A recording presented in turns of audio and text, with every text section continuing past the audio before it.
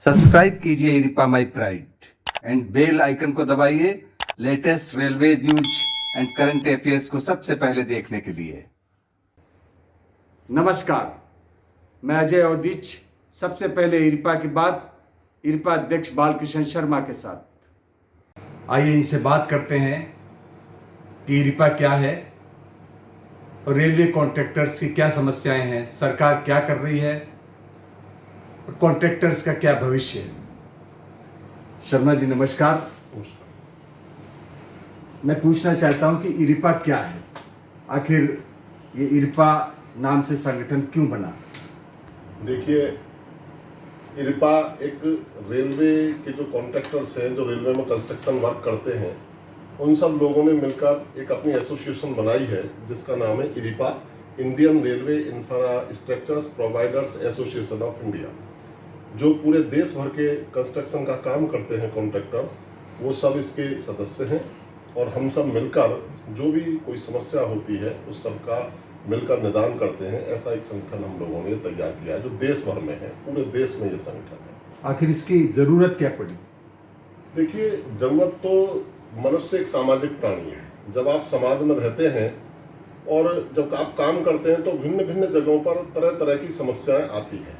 जब समस्याएं आती हैं तो उसके लिए एक संगठन की आवश्यकता होती है, क्योंकि हर व्यक्ति हर जगह जाकर बात नहीं कर सकती। गुवाहाटी में बैठा हुआ व्यक्ति, क्योंकि रेलवे बहुत बड़ा विभाग है, और अगर कोई समस्या रेलवे की दिल्ली ऑफिस से होनी है या रेलवे बोर्ड से होनी है तो उसके समाधान के लिए वो व्यक्ति एनएफ रेलवे से चलकर, गुवाहाटी से चलकर दिल्ली नहीं आ पाएगा। इसलिए ये ऐसा एक संगठन तैयार किया गया है कि यदि कोई समस्या है, पूरे देश भर की समस्या है, तो एक ऑर्गेनाइजेशन के माध्यम से हम लोगों ने एक प्लेटफॉर्म तैयार किया है ताकि रेलवे बोर्ड, सरकार और उसके प्रतिनिधियों के बीच बैठकर जब भी कोई समस्या होती है तो उसका बैठकर आमने सामने बैठकर उसका समस्या का निस्तारण कराते हैं, बैठकर उनके सामने अपनी समस्या रखते हैं, जो संभव होता है उसका निदान कराते हैं। रेलवे 100 साल पुरानी है, 100 साल से भी ज्यादा हो गए होंगे, लेकिन कॉन्ट्रैक्टर्स की पहले बार संस्था देख रहा हूँ।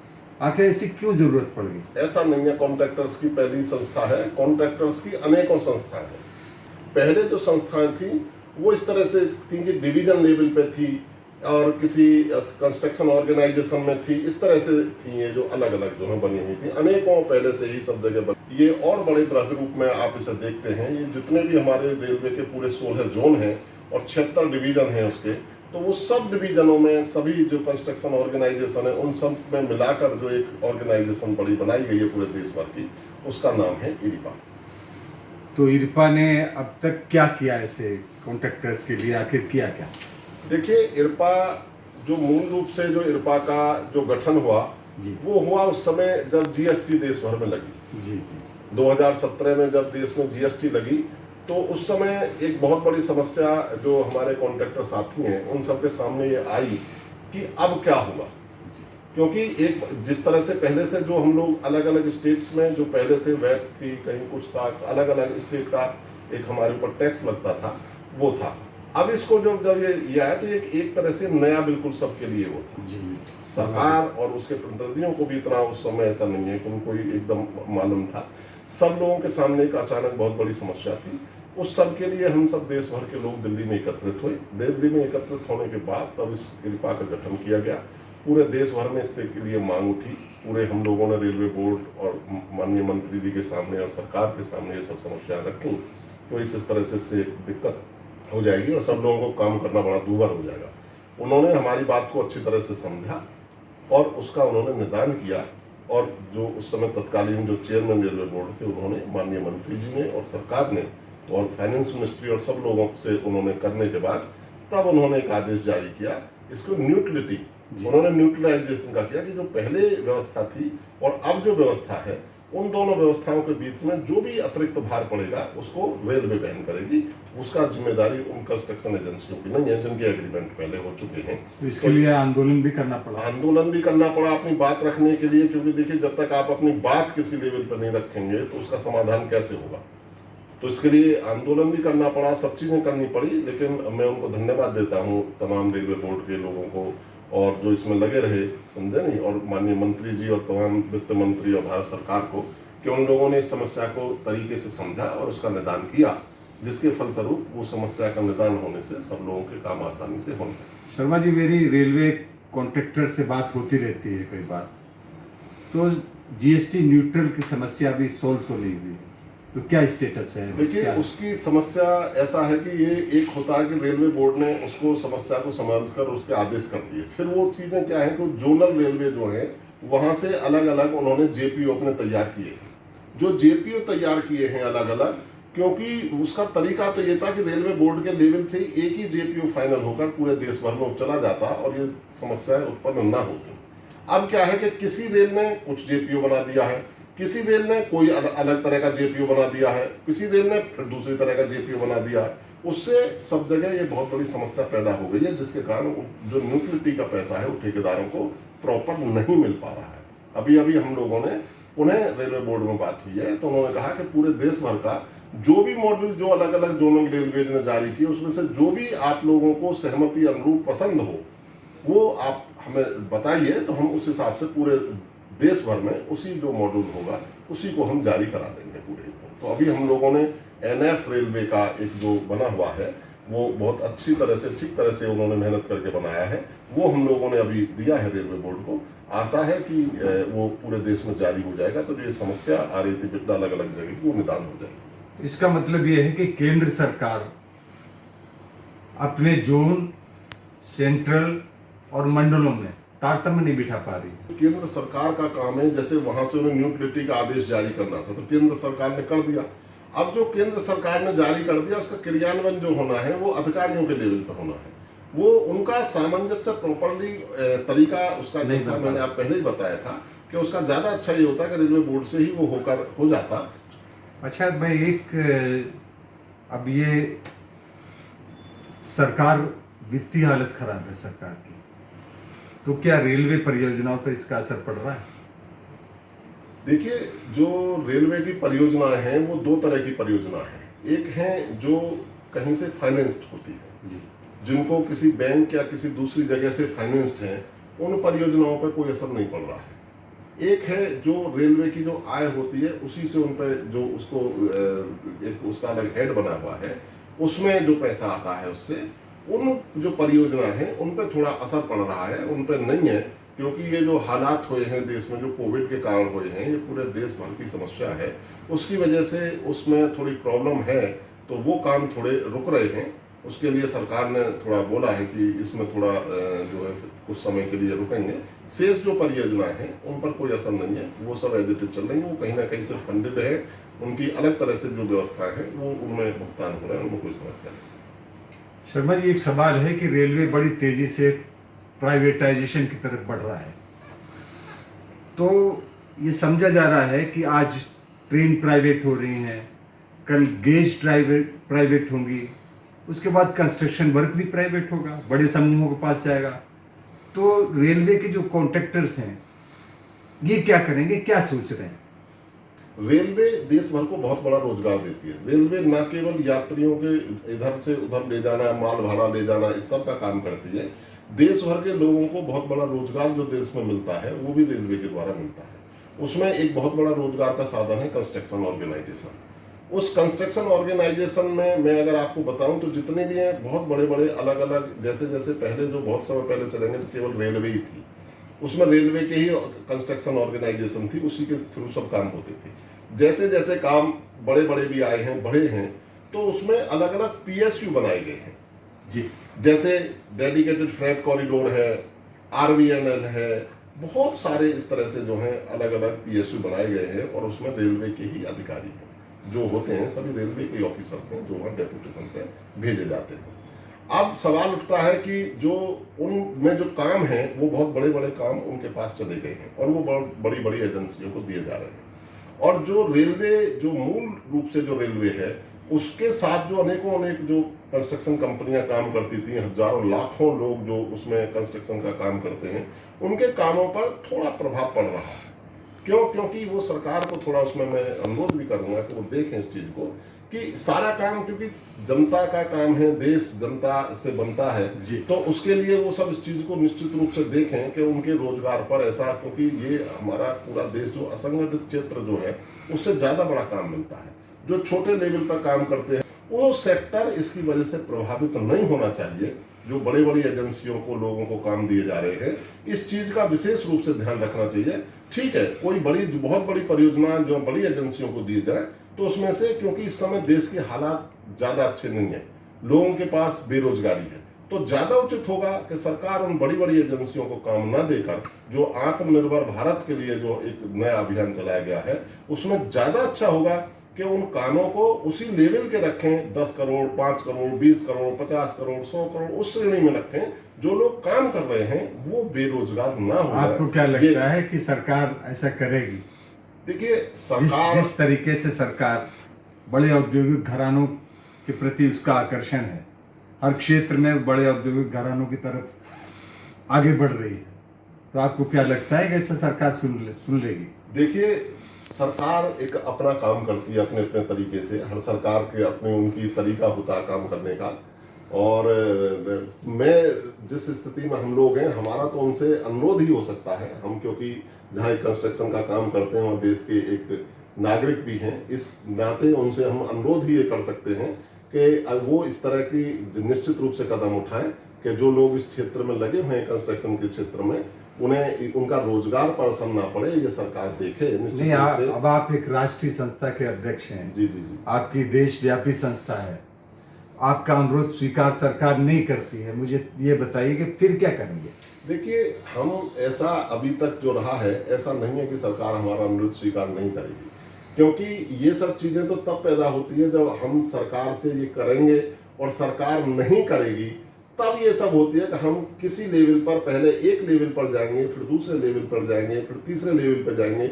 जरूरत पड़ेगी तो माननीय प्रधानमंत्री जी से भी मिलेंगे, माननीय रेल मंत्री जी से भी मिलेंगे, लेकिन वो हम पहले स्टेप पर ये नहीं कह सकते, ना इस चीज का पूर्व अनुमान लगा सकते कि वो हमारी बात मानेंगे, वो हमारी बात नहीं मानेंगे। वो देश भर का जो लोग चला रहे हैं, वो जो देश को चला रहे हैं, जो राष्ट्र को चला रहे हैं, वो हमारी बात क्यों नहीं मानेंगे? चलिए, आपकी बहुत बहुत शुभकामनाएं। ऐसा मैं सोचता हूँ कि शायद सरकार सुन ले, हालांकि उम्मीद नहीं है जिस तरीके से माहौल है।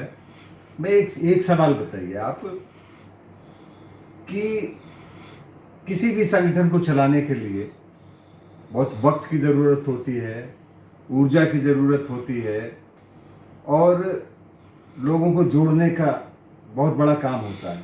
आप देशव्यापी संस्था चला रहे हैं, आखिर कारोबार की दुश्वारियों में के बीच में और परेशानियों के बीच में इसके लिए वक्त कैसे निकाल लेते हैं? ये आपने बहुत अच्छा सवाल पूछा है। देखिए, ऐसा होता है कि कोई भी व्यक्ति एक अकेला ये सब चीजें नहीं कर सकता। ठीक, संगठन एक तैयार किया जाता है, और मैं ऐसा समझता हूँ कि जो व्यक्ति बहुत व्यस्त होता है वो वास्तव में व्यस्त नहीं होता, वो अस्त व्यस्त होता है। इस चीजों को, चाहे अपना कारोबार हो, चाहे अपनी ऑर्गेनाइजेशन हो, उस सब में मैं एक सामंजस्य बिठा के रखता हूँ। मेरे जो लाइफ स्टाइल है वो ऐसी है कि उसमें कोई शाम को समय से सोना, इसलिए मैं उस नियमित लाइफ स्टाइल में कभी अपने को अस्त व्यस्त नहीं रखता हूँ जी। मेरी जो काम करने की जो शैली है, वो लोगों को बांट कर काम करने की शैली है। मतलब इस तरह से नहीं है कि उसमें सेंट्रलाइज करके मैं सब चीजों को नहीं रखता हूँ। जरूरी मेरी नेचर है कि मैं उन सब जगह अपने उस काम को बांट कर रखने की मेरी नेचर है। मैं उसमें ये नहीं करता हूँ कि मैं अकेला नहीं कर सकता। हमारी जो एसोसिएशन है, ये बहुत ही प्रभावशाली एसोसिएशन है। मैंने इस एसोसिएशन में आने के बाद देखा है कि लोग किस तरह से, कितनी क्षमताएं हैं लोगों के अंदर, उनकी क्षमताओं के अनुरूप उन सबको कामों को डिवाइड किया गया है। हमारी जो एसोसिएशन है उसको हमने 5 इसके वाइस प्रेसिडेंट बनाए, अच्छा, सेक्रेटरी बनाए जी। हमारे जनरल सेक्रेटरी हैं श्री राजेश मेघानी जी, वो बहुत बड़ी जिम्मेदारी निभाते हैं। उसके बाद हमारे जो वाइस प्रेसिडेंट हैं अशोक पाठक जी हैं, और हमारे महेश संतानी जी हैं, हमारे अफसर रियाज जी हैं, हमारे गुलाठी जी हैं, और हमारे जितने भी साथी हैं, वो सब लोग इस चीज़ को बहुत बखूबी निभाते हैं। ऐसा नहीं, उन सब ने फिर हमने अपनी इस एसोसिएशन को जोन वाइज और इवन डिवीजन वाइज, हमने ईस्ट वेस्ट नॉर्थ साउथ, हमारे जहां हम चाहते हैं, जिस जगह आप देखेंगे बहुत मजबूत ऑर्गेनाइजेशन है और बहुत ही अनुशासित लोग हैं। हम लोग इस बात का भी बहुत ख्याल रखते हैं कि हम लोग सरकार के विरोध में काम करने के लिए नहीं है।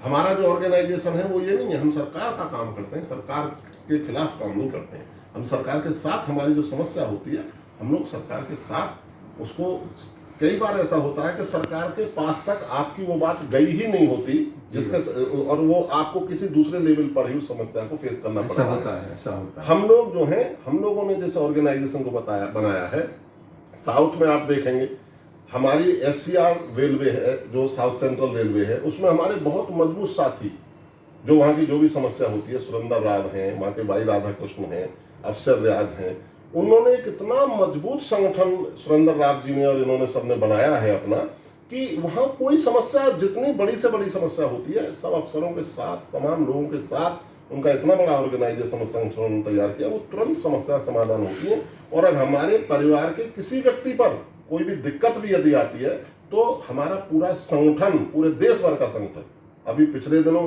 हमारे SCR डिवीजन के हमारे एक साथी की दुर्घटना हो गई, उसे डेथ हुई उसकी जो है, उन्होंने परिस्थितियों से मजबूर होकर किसी तरह से उन्हें आत्महत्या करनी पड़ी। आप बताएंगे खास बात क्या थी, क्यों वो कुछ उसमें जो है, कई बार ऐसा होता है कि रेलवे की तरफ से भी कई बार ऐसा हो जाता है कि बहुत ज्यादा प्रेशर मेंटेन कर दिया जाता है और जो लोगों की समस्या है उसका निदान नहीं किया जाता जी।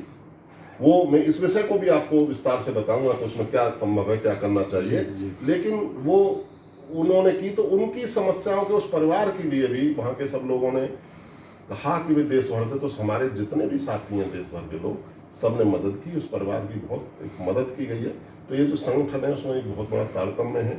हमारे हर जगह जो मजबूत लोग हैं, वो सब लोग मिलकर काम करते हैं। लखनऊ में है इंद्रदेव मिश्रा है जी, अशोक पाठक हैं, वहाँ इलाहाबाद में हैं, हमारे वहाँ दूसरी जगह केशव आगप हैं, कुलदीप सोनी साहब हैं गुजरात में, हमारे मतलब सबसे मैं समझता हूँ कि बड़े एजेड व्यक्ति हैं वो, और बहुत ही इतने ज्यादा मेहनत करते हैं और एक्टिव है, मतलब उन्हें तो सल्यूट करना चाहिए ऐसे आदमी। भाई वाह। बड़ा लोगों को गुजरात से हमारे बहुत साथी लोग, सब लोग जोड़कर उन्होंने एक संगठन को बहुत मजबूत किया है। हमारे जितने भी हैं, हमारे जो चेन्नई में देखेंगे ईगल सुब्रमण्यम और वो लोग हैं, उन लोगों ने बहुत मजबूत हुआ संगठन अपना तैयार किया। पिछले दिनों वहाँ उन्होंने मीटिंग की, बहुत मजबूत मीटिंग की उन्होंने, बहुत अच्छा लोगों को जोड़ा है उन्होंने सब चीज़ों पे। हमारे जो हैं यहाँ उसमें फिरोजपुर डिवीजन में है, फिरोजपुर डिवीजन के लोगों के बहुत अच्छे हमारे वहाँ साथी हैं, जिन लोगों ने अपने पूरे फिरोजपुर डिवीजन में जोड़ा हुआ है सब लोगों को। तो अलग अलग जगह पर, इस सब पूरी जगह मैं कोई अकेला नहीं, सब लोग मजबूती के साथ काम करते हैं। बस मेरा काम इतना है कि मैंने सबको इस काम के लिए पूर्ण स्वतंत्रता दे के रखी हुई है, और बस इतना ध्यान रखते हैं कि सबके आपस में बहुत अच्छी चीज है कि कोई भी संगठन सेंट्रलाइज होकर करेंगे तो नहीं चलता है, नहीं चलता है, टीम वर्क होता है। जी। शर्मा जी, एक सवाल और है मेरा कि आपने बड़ी अच्छी बात बताई कि आपने हैदराबाद में एक कॉन्ट्रैक्टर, सीनियर कॉन्ट्रैक्टर ने सुसाइड किया और उनके परिवार को राहत राशि दी सबने मिलके। ये एक पारिवारिक भावना का उदाहरण है। इसके अलावा आप क्या क्या सामाजिक कार्य करते हैं या कुछ और कार्य करते हैं जो निरंतर चल रहा है? कोई प्रकाशन का, कोई देखिए, ये हालांकि मेरा क्योंकि एज एसोसिएशन इसका कोई मेरे उससे कोई बहुत ज़्यादा वो नहीं है, लेकिन निजी रूप से मेरी अपनी ये हॉबी है, आप ये समझिए कि मैं लोगों की मदद करने में बहुत विश्वास रखता हूँ। मैं समझता हूँ कि ईश्वर ने अगर हमें किसी लायक किया है तो हमारा लाभ उन सब लोगों को मिले, वो ईश्वर के रूप ही है। जो इंसान है वो ईश्वर का ही रूप है। आपकी संस्था ने भी कोई इनिशिएटिव लिया हो? हम लोग सब चीज़ें करते रहते हैं, जगह जगह पर करते रहते हैं। जहाँ भी हमारे किसी साथी को कोई परेशानी होती है, उसके परिवार को कोई परेशानी होती है, वहाँ सब करते हैं। हमारा रेलवे के भी ऐसा नहीं, क्योंकि वो हमारा परिवार है। रेलवे के अधिकारियों के साथ, रेलवे के कर्मचारियों के साथ, उन सब के साथ कभी भी हर सुख में दुख में सब लोग खड़े रहते हैं और हर समस्या का निदान कराने की कोशिश करते हैं। चलिए, आपका बहुत बहुत आपने समय दिया, बहुत बहुत धन्यवाद। तो ये थे इरपा के राष्ट्रीय अध्यक्ष श्री बालकृष्ण शर्मा जी। इरपा के तमाम साथियों को मेरी शुभकामनाएं। स्वस्थ रहिए। कोरोना के लिए सरकार ने जो गाइडलाइंस दी हैं उनका पालन करिए। खुश रहिए।